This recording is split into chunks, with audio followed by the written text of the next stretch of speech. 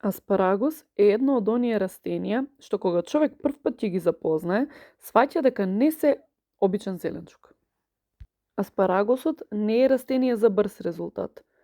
Тоа е растение на трпение, време и визија. Во многу држави луѓето го нарекуваат зелено злато, а некаде и крал на пролета.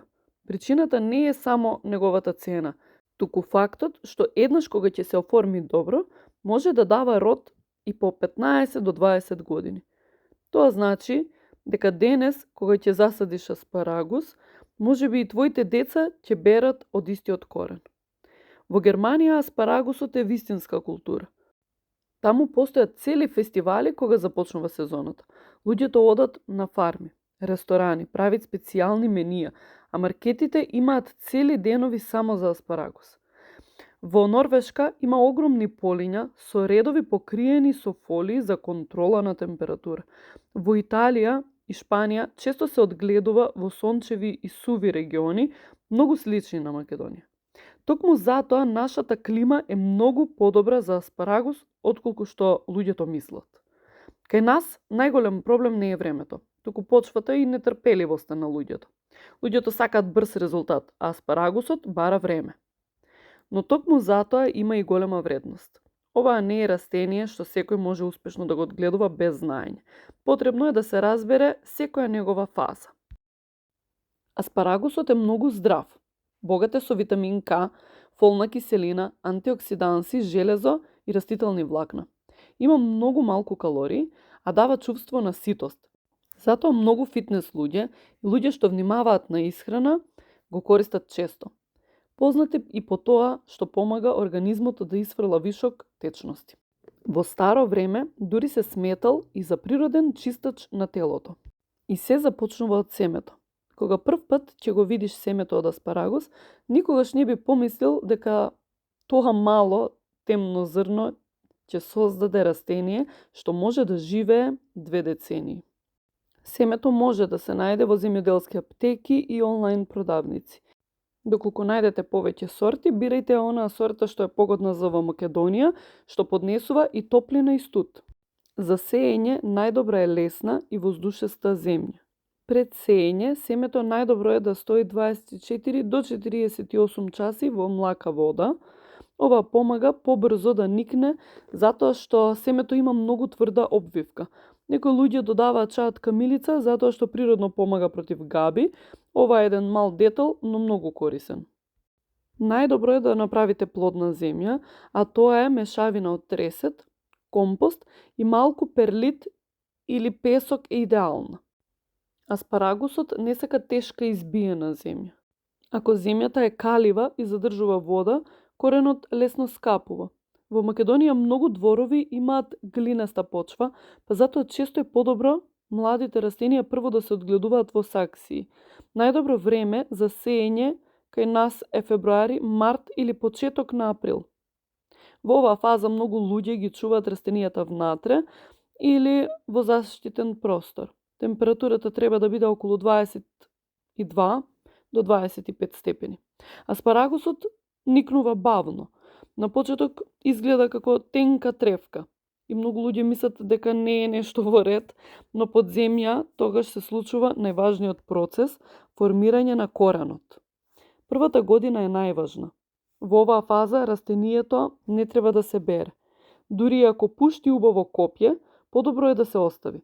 Многу луѓе прават грешка и сакаат веднаш да пробаат аспарагус, но секое сечење во првата година го слабее коренот. Растението тогаш ја собира својата сила под земја. Кога ќе зајакне, аспарагусот пушта меки гранчиња што личат на папрат. Многу луѓе не можат ни да погодат дека тоа е истиот зеленчук што подоцна се јаде. Но токму тие гранки се најважни. Тие собираат сончева енергија и ја враќаат назад во коренот. Во Македонија многу паметно е првата година аспарагусот да се чува во заштитен дел од дворот или дури во големи сакси. Нашето време знае нагло да се смени. Еден ден студ, друг ден огромно сонце. Малите растенија тешко го поднесуваат тој стрес. Кога ќе дојде време за пресадување, најважно е избор на место. Аспарагусот сака многу сонце, Ако е во сенка, ќе биде тенок и слаб. Местото треба да биде и добро дренирано. Ако водата стои после дожд, тоа е лош знак. За него се копа длабок ров, понекогаш и 30-40 см. На дното се става компост, старо арско ѓубриво и мека земја. Ако земјата е тешка, се додава песок. Во Холандија и Германија често прават подигнати редови за водата никогаш да не се задржува. Можеби тоа е една паметна идеја. Кога коренот се става во ровови, внимателно се шири како звезда. Не смее да биде свиткан или згужван.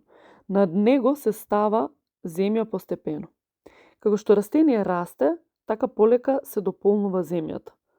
После пресадување. Првите години најважно е да нема плевели. Аспарагусот расте бавно и лесно и тревата може да му ја земе храната. Затоа многу луѓе ставаат слама околу него. Тоа помага и да се задржи влагата. Наводнување е многу важно. Аспарагусот не сака секој ден малку вода. Подобро е поретко, но длабоко поливање. Многу држави користат систем кап по кап. Тоа е одлично решение и за Македонија. Во текот на летото растение станува високо и меко како зелена шума. Луѓето што прв пат го гледат мислат дека е некој украсен папрат, но тоа е фазата кога аспарагусот се полни со енергија за следната сезона. Кога ќе дојде есен, зелените гранки почнуваат да пожолтуваат, после тоа стануваат суви и изгледаат како слама. Ова е сосема нормален процес. Растението веќе ја повлекло целата енергија назад во коренот и влегува во зимското мирување. Во доцна есен или зима, тие суви стебла се кратат и се тргаат. Ова се прави за да нема болести, инсекти и габи. Во професионалните фарми, цели полења изгледаат како суво сено пред да бидат исечени. После кратење, многу луѓето ставаат компост или слама околу растението. Тоа го штити коренот од мраз и ја задржува влагата. Во Македонија ова е многу добро затоа што зимите често немаат снег, а знаат да имаат силни мразеви. Кога ќе дојде пролет, од земјата почнува да излегуваат нови копја аспарагус. Во топли денови тие може да растат и по 15-20 см за само еден ден. Затоа професионалните фармери одат на берба секое утро. Ако сте спремни за секое утро берба, насејте си аспарагус. Ако копјето се стави подолго, врвот почнува да се отвара и да станува тврд. Највкусен е кога е млад и затворен. Се сече неколку сантиметри под земја. Во втората година бербата треба да биде многу мала и кратка. Во третата година веќе започнува вистинска сезона. Добро растение може да дава многу копија секоја пролет. Интересно е што постојат зелен, бел и виолетов аспарагус. Белиот не е друга сорта, тој расте без сонце. Во Германија луѓето го затрупуваат со земја за да остане бел и нежен. Кога станува збор за јадење, аспарагусот има многу нежен и елегантен вкус. Во луксузни ресторани често се служи со путер, лимон и пармезан, затоа што не сакаат да му го покријат вкусот. Еден од најубавите рецепти е кратко печење на тава со маслиново масло, лук и морска сол. На крај се додава лимон. Може и да се испече во рерна со пармезан. Одличен е и со јајца, сирење и павлак. Во Италија често го комбинираат со тестенини и путер. Во хелти фитнес рецепти оди совршено со пилешко, ориз и риба. Она што најмногу фасцинира кај аспарагусот е што е растение што бара визија. Првата година изгледа како ништо да не се случува. Втората година полека покажува сила. А после тоа секоја пролет земјата буквално оживува и сама дава нови издатоци. И токму затоа многу луѓе велат дека аспарагусот не е обичен зеленчук, толку долгорочна приказна што се гради со години. И да повториме сега, одгледувањето на аспарагус започнува со трпение и добра подготовка. Најпрво пронајди квалитетно и свежо семе, затоа што старото семе многу потешко никнува. Најдобро време за сеење во Македонија е февруари, март или почеток на април. Пред сеење семето стави го 24 до 48 часи во млака вода за побрзо и подобро ртење. Подготви лесна и плодна почва што дише, мешавина од тресет, компост и малку песок или перлит е одлична.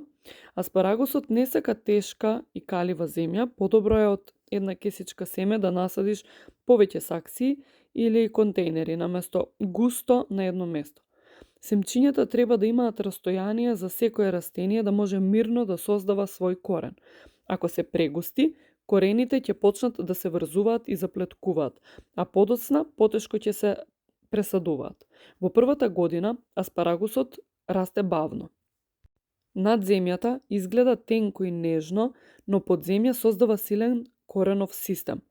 Токму затоа во првата година не се бере ништо. Растението треба цела енергија да ја вложи во својот корен.